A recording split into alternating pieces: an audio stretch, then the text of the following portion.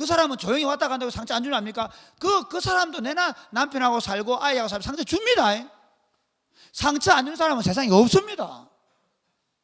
그런데 그러면 어떤 상처를 받든 어떤 염려가 있든 어떤 어려움이 있든 어떤 시련이 있든 그 어려움과 시련과 염려와 걱정과 슬픔을 능히 이기고 담대하게 살아가면서 하늘의 기쁨을 누리는 비결이 뭐냐? 마음의 절대적인 평화를 잠시지만 완벽하지는 않습니다. 그러나 잠시라도 누리면서 신나게 살 수 있는 비결이 뭐냐? 담대히 하나님의 보좌 앞에 나아가는 것입니다. 할렐루야. 그러니까 기독교인들은, 그리스도인으로 부름받은 사람들은 무엇 때문에 평화를 얻는가 하면 돈이 많아서 얻는 게 아닙니다. 여러분 절대로 오해하지 마시기 바랍니다. 여러분이 돈이 많아지고 지위가 높아져서 평화를 얻는 게 아닙니다. 사람들이 이렇게 생각합니다. 권력이 강해지면 평화를 얻을 것을 생각합니다. 그래서 어떻게 합니까? 김정은이 같은 사람은요, 자기한테 달라들면 다 죽여버립니다. 그러면서 절대적인 평화를 얘기합니다. 그러나 가장 불안한 사람이 누굴까요? 김정은일까요? 구민건일까요? 김정은입니다. 얼마나 불안하면 곡사포를 쏴주겠습니까? 자기 힘으로, 자기 능력으로 평화를 갖겠다, 자기 힘으로 내가 부를 이루어서 내가 좀 행복하게 살겠다 하는 사람들에게 있어서 더 불안하고 더 힘들고 더 고통스러운 세상이 계속되는 겁니다. 그러니까 부하 직원들을 발로 차고 부하 직원들을 욕을 해야 되는 겁니다. 사랑하는 여러분 아셔야 합니다.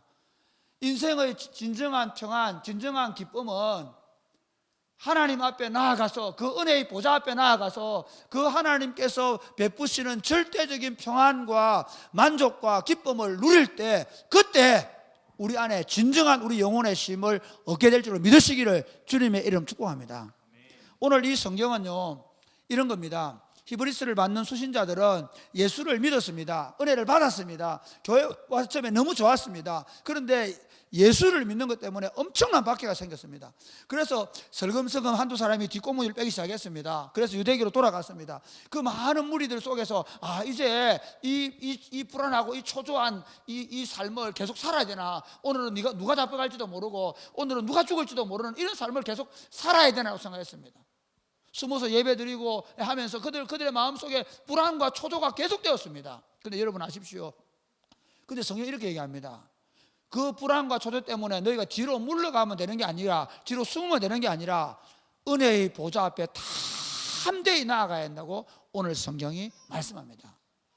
왜냐하면 우리에게 있는 큰 대제사장이 계시기 때문이다, 그렇게 얘기합니다. 그래서 오늘 제가 설교 제목을 같이 읽어볼까요? 시작. 큰 대제사장 예수 그리스도. 우리에게 있는 큰 대제사장 예수 그리스도라고 말씀합니다. 우리에게 큰 대제사장 예수 그리스도, 그리고 부제목 시작. 보좌 앞에 담대히 나아가자. 이걸 연결하면 이렇습니다. 우리에게는 큰 대제사장이 있는데 그분에게 우리가 은혜의 보좌 앞으로 담대히 나아가야 한다는 겁니다. 그러면 어떤 어려운 순간, 어떤 힘든 상황에서도 하늘의 평화를 누릴 수 있다는 것입니다. 이거를 오늘 이제 우리가 4장 14절부터 16절 이 세 절을 가지고 5장 1절부터 14절의 내용을 이렇게 제가 볼 때는 이렇게 묶어서 좀 얘기를 하려고 합니다. 자, 먼저 우리에게 있는 큰 대제사장은 하나님의 아들이십니다. 한번 읽어보고 14절, 바로 제가 시간이 없기 때문에 간단하게 할 겁니다. 14절 시작. 그러므로 우리에게 큰 대제사장이 계시니 승천하시니 곧 하나님의 아들 예수 그리스도, 우리가 믿는 도리를 굳게 잡을지어다. 이렇게 얘기합니다. 5장 1절부터 5절까지 내용을 이 얘기를 좀 하고 있는데요. 어떤 거냐면 이렇습니다. 그러니까 4장 14절 16절을 서론격으로 보고 그걸 풀어놓은 게 5장 전체를 보면 됩니다. 제사장을 세울 때 제사장은 절대로 스스로 안 됩니다. 스스로 할 수 없습니다. 고라와 다단 같은 사람, 지가 제사장 되려고 하다가 땅에 갈라 죽게 되지요. 그 다음에 우시야 왕도 자기가 선한 왕이었기 때문에 자기가 제사 되려고 하다가 문둥병이 발해가지고 별궁에 갇혀 평생을 지나서 죽었습니다. 하나님께서 비록 연약한 인간이지만 그 중에 제사장을 세울 때는 반드시 선택을 합니다. 그런데 하나님의 아들 예수 그리스도도 하나님께서 그가 스스로 된 것이 아니라 하나님께서 그를 세우셨다는 겁니다. 우리 5장 5절만 읽어보겠습니다. 5장 5절 시작. 또한 이와 같이 그리스도께서 대제사장이 되심도 스스로 영광을 취하심이 아니요 오직 말씀하신 이가 그에게 이르시되 너는 내 아들이니 내가 오늘 너를 낳았다 하셨고. 예수님이 제사장이 된 거는 스스로 된 게 아니라 어떻게 했다고요? 하나님께서 그를 택하셔서 너는 내 아들이다, 오늘 내가 너를 낳았다 말씀하심으로 대제사장이 되었다는 것입니다. 먼저 알아야 되는 건 우리의 중보자가, 우리의 큰 대제사장이 하나님의 아들이시라는 겁니다. 그러면 하나님의 아들을 어떻게 아냐? 이게 중요합니다. 하나님을 어떻게 합니까? 하나님 아들이라고 알죠. 그걸 어떻게 믿습니까? 못 믿는 거예요. 여러분, 이게 그 당시에 사람들이 생각했습니다. 어떻게 신이 인간이 될 수 있어? 아니, 신이 어떻게 그렇게 비참하게 죽을 수가 있어? 한번 생각해 보세요. 여러분, 우리나라에 만약에 좀 잘 사는 부자들이 잡혀가면 여러분, 그 잡혀간 사람들이 감옥에 들어가는 걸 별로 본 적 있습니까? 없습니까? 재벌들이 감옥에 오래 있는 걸 본 적 있습니까? 없습니까? 거의 요즘에 그렇게 민주화된 사회에 있어도 법의 원리가, 법의 논리가 경제를 살린다는 명목으로 거의 다 집행유예를 풀어줍니다. 그렇죠? 여러분, 지금 공수처 만들자 그러는데 이유가 뭡니까? 고위공직자들은 기소도 잘 안 됩니다. 그만큼, 그걸 제가 공수처 만드는 얘기는 아닙니다. 또 그렇게 오해하면 안 됩니다.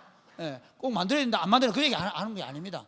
그게 아니라 그만큼 사실 사람들도 있잖아요. 높은 사람들에 대해서 엄청난 특권을 줍니다. 그런데 한번 생각해 보세요. 만약에 예수님이 창조주라고 하면 세상에서 가장 비참한 죽음을 죽었단 말이에요. 아니, 인간이 죽을 수 있는 최악의 죽음은 십자가 죽음이에요. 그런데 인간이 죽을 수 있는 최악의 죽음을 예수께서 죽었는데 그거 어떻게 하나님 아들이 될 수 있냐는 거죠. 이해가 되시겠습니까? 거기서부터 출발하는 거예요. 어떻게 인간이, 아니 하나님의 아들이, 인간들도 죽기 어려운, 인간이 죽는 방법 중에 가장 나쁜 방법인 십자가형. 지금 십자가형 못합니다. 인권 때문에. 이해가 됩니까? 죽여도 그냥 이렇게 목이 달려준다 이렇게 하는 것이지 절대로 십자가형 안 합니다. 그런데 어떻게 그렇게 죽을 수 있냐는 겁니다. 그런데 예수님을 향해서 이렇게 얘기합니다. 우리에게 있는 큰 대제사장이 있으니 성천하신 자라고 얘기합니다. 이게 중요한 겁니다. 예수께서 하나님의 아들이시면 어떻게 증명했냐면, 하나님이 우리 죄를 위하여 죽어야 할 때는 정말 가장 극악한 방법으로, 극악무도한 죄인이 죽는 죽음을 죽겠습니다. 가장 악랄한 죄인이 죽는 죽음이 십자가 죽음이거든요. 왜냐하면 인생의 모든 죄를 짊어지셔야 하기 때문에. 그런데 그가 우리 죄를 위하여 죽으셨는데 하나님께서는 그가 하나님의 아들이심을 증명하기 위하여 3일 만에 그를 살리실 줄 믿으시기를 바랍니다. 할렐루야. 예수 그리스도의 부활은 그가 하나님의 아들이라는 것을 증명하기 위한 당연한 겁니다. 만약에 예수께서 십자가에 죽으시기만 하고 우리가 그를 믿으라고 하면 아무도 믿을 사람이 없는 거예요. 그래서 하나님이 그를 죽은 자 가운데서 다시 살리심으로 말미암아, 그래서 예수는 우리 죄를 위하여 죽임이 되고 그의 의로움을 위하여 다시 살아나셨네. 할렐루야. 그가 의롭다, 그가 하나님의 아들이라는 것을 증명하기 위하여 그가 다시 살아나셨습니다. 뿐만 아니라 그가 하나님의 아들이라는 사실 확실한 것은 뭡니까? 모든 사람이 보는 앞에서 하늘로 올리고 간 거예요. 그래서 하늘을 성천하신 자 곧 하나님의 아들이라는 건 뭐냐면 이런 겁니다. 하나님의 아들이심을 증명하기 위하여 성천하신 예수 그리스도가 우리의 대제사장이다. 할렐루야. 근데 여러분 보십시오. 그게 무슨 내가 하나님 앞에 내가 삶에 문제가 생겼을 때, 어려운 문제가 생겼을 때 내가 힘을 얻을 수 있는 방법이냐? 맞습니다.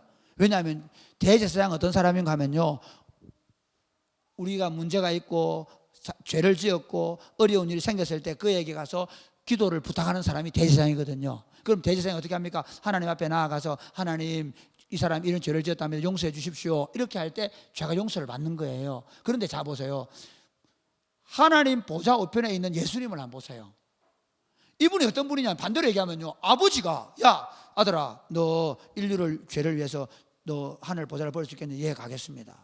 너 인류의 죄를 위해 십자가에 질 수, 예, 하겠습니다. 아버지가 원하는 모든 요구를 다 들어주신 아들이 예수 그리스도입니다. 할렐루야.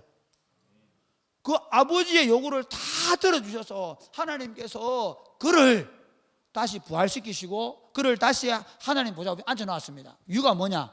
네가 말하는 건 내가 다 듣겠다는 겁니다. 믿으시면 아멘 하시기 바랍니다. 그래, 아버지께서 그 아들이 말하는 것은 무엇이든지 들어주는 그 아버지가, 그 아들이 우리의 큰 대제사장, 우리가 하는 모든 기도를 낱낱이 세세히 정확하게 전달해서 그 전달되는 것마다 그 아버지가 들어주시는 그 놀라운 중보자가 예수님이라는 거예요. 할렐루야. 여러분, 요즘 우리 교회 초등 어린 저학년들이 음료수를 먹는 방법이 있습니다. 주일 오후에 되면 애들은 다 집에 가고 몇 명 안 남은 친구들이 음료수를 먹는 방법이 있습니다. 그거 뭔가 하면 우리 딸 구예원이가 저한테 찾아오는 겁니다. 아빠, 음료수 사줘. 그래, 얼만데? 누구 언니도 있고 누구 언니도 누구 언니도 있거든. 그럼 내가 니만 먹어, 그렇게 못합니다. 그럼 제가 내주거든요. 그럼 또 우리 예인이 옵니다. 예인이는 음료수를 생각 못합니다. 아빠, 사탕 줘, 이러거든요. 사탕 주는데 윤설이도 있고 누구도 있고 그것도 줍니다, 내가. 그래서 제가 뭐 하다가 과자 있으면 다 모아놓습니다. 제가 예수님이 그런 분이라는 거예요. 예수님이 우리의 기도를 듣기 위해서 하나님 아버지 앞에 우리의 기도를 올려드리기 위하여 아버지의 요구를 다 들으시고, 그리고 하나님 보좌 우편에 오르셔서 우리의 중보자가 되시기 때문에 그분은 우리의 큰 대제사장이 되실 수 있다는 것입니다. 할렐루야. 두 번째로, 그분은 하나님 아들이실 뿐만 아니라 그분은 완전한 사람이었습니다. 15절 말씀 한번 보십시오. 15절 말씀 시작. 우리에게 있는 대제사장은 우리의 연약함을 동정하지 못하시리가 아니요 모든 일에 우리와 똑같이 시험을 받으시니로되 죄는 없으시니라. 예수님이 큰 대제사장이 어떤 분이냐면, 연약함을, 여기 동정이라는 말을 너무 어렵게 생각해요. 여러분은 동정보다 요즘에는 뭐냐면 공감이에요. 공감. 이걸 좀 번역할 때 공감이란 얼마나 좋았을까요? 공감이라는 말 이해하시죠? 네, 공감한다. 여러분, 참 요즘 시대에 제일 중요한 게 뭐냐면 공감이에요. 오늘 제가 그 선생님이 애들이 원수 같다 그러더라고요. 원수. 학교 선생님이 그런 말 쓰면 돼요, 안 돼요? 예수 믿는 집사님 아직 아니지만 그 성도님이 교회에 온 지 한 몇 달 됐으니까 선생님이 저런 말을 쓸 수 있을까? 그런 생각을 했는데 교실에서 지금 벌어지고 있는 일을 들으니까 그럴 수 있겠구나 하고 했지만, 그럴 수 있겠다만 생각했지, 저같이 이렇게 착한 양떼들만 보는 목사는 공감을 못 해요. 생각해 보세요. 여러분, 제가 뭔 말하면 다 우리 청년들은 진짜 내가 가끔씩은 내가 독재자처럼 내 축구장에서 그러도 여러분 다 알아서 기주잖아요. 너무 고맙게 생각합니다. 네, 축구장 확 나가면서 애씨 들여 못 먹겠다. 여기가 목사님 축구장입니까? 이러면 나가도 할 말이 없어요. 여러분, 그래도 고마워요. 정말 고맙게 생각합니다. 네, 계속 그렇게 해주기 바랍니다. 그런데 예수님이 우리에게 큰 대제사장인데, 그분이 우리 말을 얼마든지 정확하게 세세하게 낱낱하게 전달해 줄 수 있는 분인데, 만약에 공감을 못 한다고 하면 이게 좀 달라요. 그렇잖아요. 우리가 국회의원들 가가지고 법률 만들고 일하지만 참 가끔씩 제가 이제 입양법을 만든 거 보면 참 안타까워요. 입양법의 제일 문제가 뭐냐면요, 입양특례법이 뭐냐면 아이를 낳으면 무조건 엄마 이름을 등록을 해야 되는 거예요. 한국 사회에서 미혼모가 자기 아이를 낳아서 등록을, 옛날에는 어떻게 했냐면 이렇게 했거든요. 어떻게 하냐면 아기를 낳으면 바로 엄마 등록 안 하고 바로 입양하는 부모님한테로 등록을 했거든요. 이해가 됩니까? 그런데 왜 안 하게 했냐면 나중에 파양을 당했을 때 다시 본 엄마에게로 돌려보내기 위해서 그런다는데, 그 엄마에게 돌아갈 수가 있습니까? 이해가 되죠? 그러다 보면 어떻게 됩니까? 요즘에는요, 아이를 잉태하면 유산할 가능성이 아주 많아요. 이해가 되시죠? 왜 그럴까요? 국회의원들이 예를 들어 아기를 자기가 입양을 해가지고 해봤다고 하면 이 법을 만들 때 좀 더 고민하면 하지 않을까 하는 생각이 들어요. 무슨 말이고 하면 자기들이 법을 만들고 국민들 잘 살게 해주겠다고 하지만 자기 아이는 잘 돌려가 좋은 대학 보내요. 자기 아이는 다 특혜받아가 좋은 회사 집어넣어요. 그런 사람들이 청년들에게 실업수당을 얼마를 주겠다 그렇게 하는 게 우리의 마음이 와야 안 와요? 안 오잖아요. 이해가 되십니까? 그런데 예수님은 그렇지 않단 말이에요. 예수님은 어떤 분인가 하면요, 예수님은 우리의 연약함을 공감하시는 이유가 뭐냐? 그분이 인간의 몸을 입으시고 오셔서 친히 우리가 당하는 모든 고난을 당하셨어요. 혹시 여러분 가운데 이런 분 계십니까? 혹시 여러분 가운데 지배하는 그 피정복민으로 태어난 사람 있습니까? 우리 할아버지, 우리 정조 할아버지들은요, 일제가 강점기에 태어났잖아요. 이해가 되십니까? 예수님이 바로 그런 분이셨습니다. 로마의 압제하에 있던 팔레스타인 땅에 태어났습니다. 그 다음에 항상 다른 나라가 쳐들어오면 그 길을 따라오는 그 갈릴리 어둠의 땅에서 태어났습니다. 그 다음에 그 예수님은요, 청소년 시기에 아버지가 죽는 것을, 사랑하는 아버지가 죽는 것을 보았습니다. 뿐만 아니라 그 사랑하는 아버지가 죽고 나서 자신이 목수가 되어서 돌을 깎고 나무로 쟁기를 만들고 책상을 만들면서 가족들의 생계를 책임지는 맏형님 역할을 하셔야 했습니다. 뿐만 아니라 사랑하는 제자들이 자기를 팔아서 배신하는 것을 경험했습니다. 그리고 자기 형제들이 자기가 메시아라고 한다고 오히려 그 미쳤다고 하는 오해를 받아야 했습니다. 더 나아가면요, 사랑하는 어머니 앞에서 죽임을 당하는 아픔을 겪었습니다.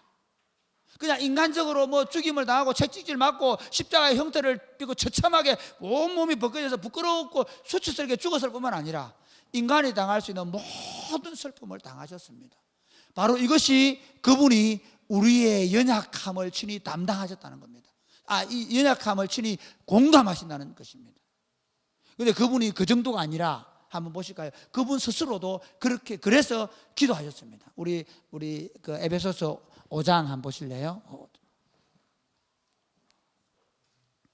5장 8절부터 10절까지 시작. 5장 8절 10절 8절에 9절 시작.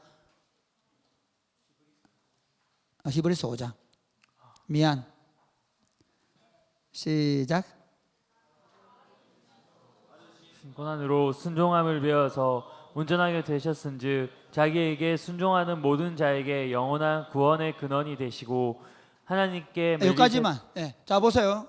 그러니까 본인 자체가 그렇게 연약한 가운데 경험하시면서 하나님께 순종하셨다. 자 이렇게 한번 보십시오. 예수님이 하나님 아버지의 보좌 앞에서 그냥 할랑하게 앉아가지고 그래 뭐 지금 김서희 어렵답니다. 뭐 좀 빨리 누구 좀 붙여가지고 결혼 좀 시켜주세요. 이러고 있지 않다는 겁니다. 누가 아파서 마음 아파서 괴로워서 기도할 때 하나님께서 예수님이 어떻게 하냐면요, 그 마음 아픔을 아시는 겁니다. 제가 어떤 경험이 있는가 하면 제가 이제 그 나환자촌에서 사회 간 적이 있거든요. 그런데 그 있던 장로님이 그 당시는 30대 집사님이셨어요. 근데 장로님이 되셨는데 그분이 집이 참 어렵게 사세요. 그런데 어느 날 갑상선 뭐가 걸린 거예요. 그 전화가 왔더라고요. 제가 그 장로님하고 이렇게 기도하면서 막 이렇게 울었어요. 같이 울어요. 왜 울었냐면 이게 진짜 우리 아버지 생각이 나더라고요. 우리 아버지 생각이 무슨 말이냐면 진짜 자식들 3명이나 되고 딸을 또 교통사고 잃어버렸어요. 그런 상황 속에 있는 이 장로님의 몸 아픈 걸 보니까 내가 죽겠더라고. 내가 아프더라고. 예수님께서 우리를 위한 중보기도는 그냥 하나님 보좌 옆에 앉아 계시면서 하는 게 아니라 내가 아파할 때, 내가 힘들어할 때 그분이 공감하신다는 건 그분이 대신 아파하시면서 같이 아파하시면서 같이 괴로워하시면서 기도하신다는 것입니다. 할렐루야.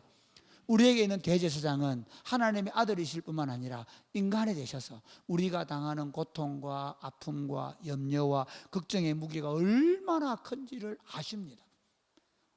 우리가 짊어지고 있는 짐이 얼마나 무거운지를 아십니다. 그래서 우리가 기도할 때 그 무거운 짐을 그대로 느끼고 그 아픔을 그대로 느끼고 기도하신다는 것입니다. 할렐루야. 제가 이 찬양 좀 너무 고전이 돼가지고 안 하려고 그러는데 여러분 너무 졸고 있어가지고 하나 합시다. 그리고 이 찬양할 때 누군가를 위해 기도하네, 이걸 우리 하나님 보좌 우편에서 우리를 위해 기도하시는 그 주님을 생각하면서 하면 좋겠습니다. 당신이 지쳐서 해보자. 아나? 당신이 지쳐서 아니면 웅이가 나와봐라. 웅아 빨리 와봐라. 1분 예배 됐으니까 빨리 와라. 웅아. 아니 이거 한 거 있는데 아니 여기 있었는데 그래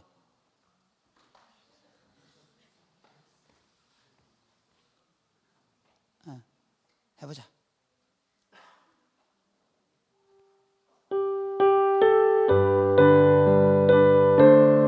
문을 좀 열다. 너무 더운 것 같아. 당신이 지쳐서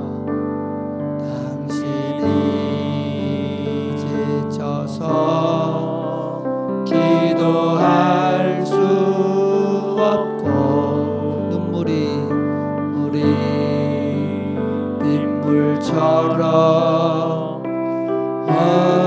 흘러내릴 때 주님은 아시네 당신의 약함을 사랑으로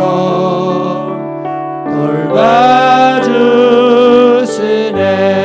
누군가 널 위하여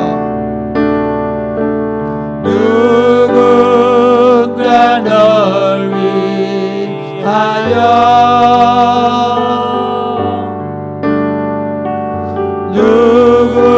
누군가 기도하네. 내가 홀로 내가 홀로 외로워서 마음이 무너질 때 누군가 널 위해 기도. 2절 한번 더. 2절 당신이 외로워 당신이 외로워 홀로 남았을 때 당신은 누구에게 위로를 얻나. 주님은 아시네 당신의 마음을 그대 홀로 잊지 못하네.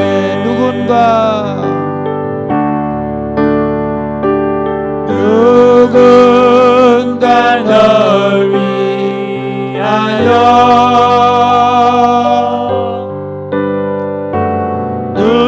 누군가 기도하네.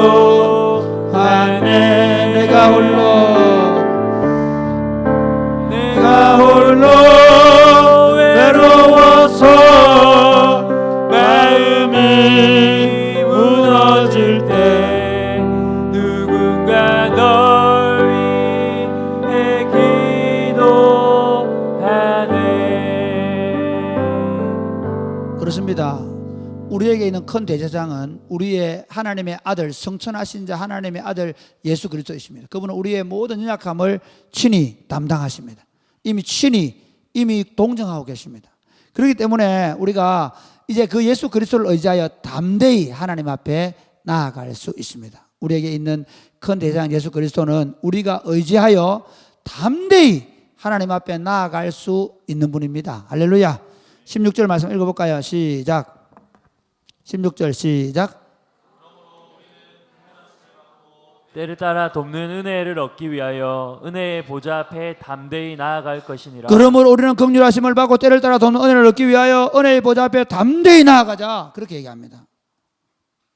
여러분, 우리가 할 수 있는, 인간이 할 수 있는 가장 좋은 방법, 가장 바른 방법이 뭐냐? 우리 염려와 걱정과 실패와 아픔과 슬픔과 원망과 두려움을 가지고 하나님의 보좌 앞에 담대히 나아가는 것입니다. 할렐루야. 그것이 그리스도인이 갈 수 있는 방법입니다. 그리스도인들이 기쁨과 평안과 쉼을 얻을 수 있는 유일한 방법입니다. 왜냐하면 예수님 자신도 그랬습니다. 우리 히브리서 5장 7절 바로 그 밑에 5장 7절 시작. 그는 육체에 계실 때 자기를 죽음에서 능히 구원하실 이에게 심한 통곡과 눈물로 간구와 소원을 올렸고 그의 경건하심으로 말미암아 들으심을 얻었느니라. 예수님께서 우리의 몸을 보이신 하나님의 아들이신 그분도 삶에 문제가 생겼을 때 자신의 십자가를 앞두고 어떻게 심한 통곡과 눈물로 하나님께 기도했다는 겁니다. 할렐루야. 그러니까 하나님의 백성들, 하나님의 사람들이 할 수 있는 방법은 뭐냐 하면 하나님의 아들도 자신의 삶에 문제가 있을 때 어떻게 했냐? 하나님 앞에 나아가서 간절히 기도함으로 하나님께서 그의 경건하심을 보고 들어주셨다는 겁니다. 할렐루야. 그러면 사랑하는 여러분, 제가 시간이 없기 때문에 여기서 마칠 겁니다.